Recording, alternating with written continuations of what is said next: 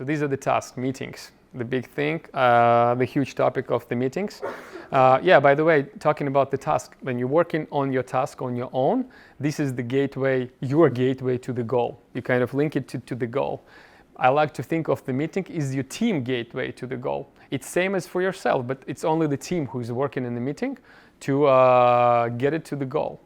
So again, here I choose 3 stages: before the meeting, during the meeting, and after the meeting. So for the task, it was only before and after, because it's individual work, but before, during, and after for meetings. Before the meeting, understand why do you need a meeting and connect meeting with the team goals. You have to understand why you're creating this meeting and whether it's going to contribute to the goal which you all have. Like in our case, if we're talking about the work, it's OKRs basically.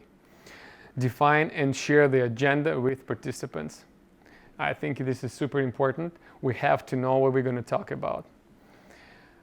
Perfect case scenario, what I like to do, I define this agenda in that same tool, project management tool everyone works in. Not only in the calendar maybe and send out the invites and it gets these bullet points in the calendar and it's end up in my email only. But I like to have this agenda, in my case, in Asana already. I have the project actually with the name meetings or meetings agendas. And I put the agendas there. How does it help me? The agenda points, there's a potential tasks and activities for someone.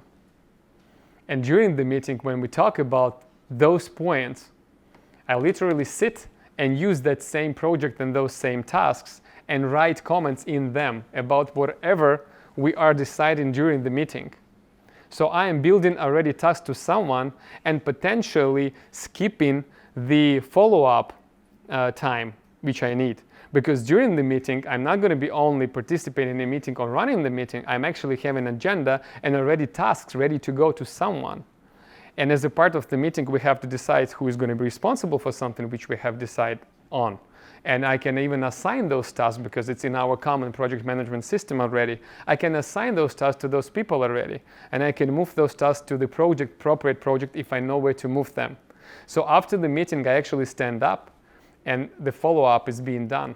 If you use proper flow, process, and tools during your meeting. I kind of skipped to the during part, got too excited about it. Define the goals and results and set the meeting duration time. Yes.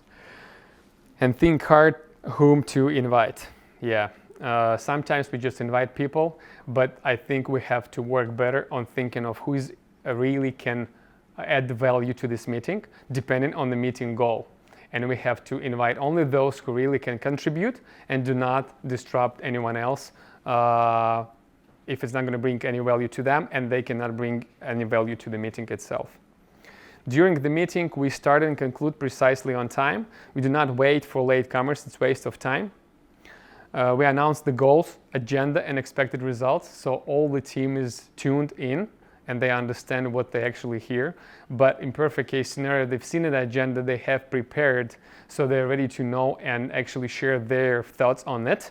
So basically the meeting agenda itself is just to conclude and come up with the compromises if there should be compromises, or just conclude and go back and keep working. If everyone had done their homework before this particular meeting.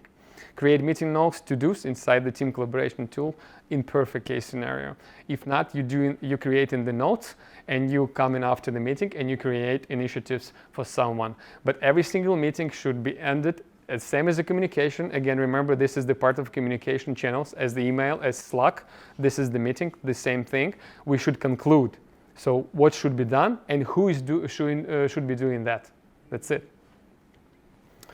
Make decisions, create tasks. After the meeting, again, the retrospective, analyze the results and were they as expected or not. And what kind of mistakes and efficient method did you use and what can be done differently next time. And that's how you also can improve your next meeting, so you can think of things which you can implement into those meetings. Experiment with the meetings as well. Things which might help, just the bonus track here, things which might help to make meeting room more efficient is the dark chocolate. Usually if people are tired, they they're better off with dark chocolate wall watches. It kind of creates the sense of time and scarcity. Whoever runs the meeting, they'll take a look at the time like I'm doing right now, and I'm trying to speed up a little bit because I want to kind of